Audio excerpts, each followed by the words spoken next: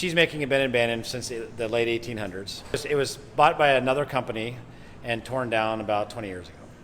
And so it left a big devastation, a big hole in the heart of Bandon. So my name is Daniel Graham, and I'm the vice president of Face Rock Creamery. Yes, I'm a contractor, build a lot of commercial buildings.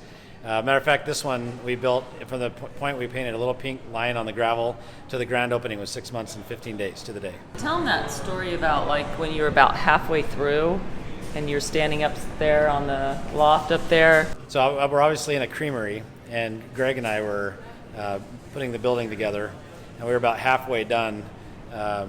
We were framed, the roof was on, and we were beginning to start thinking about putting the plant in, the commercial side of it with all the stainless steel and the vats and the pasteurizer and all that. And I looked over at Greg and I said, at some point, Greg, we're going to need a cheesemaker for our cheesemaking plant. And that's when we were able to find Brad Senko, who is our head cheesemaker, rated at least in the top 5 cheddar makers in the country, if not the top in some magazines. And he has history here. Yeah, Brad was a manager of the cheese factory that used to be here, and his dad was even one of the former owners of the cheese factory.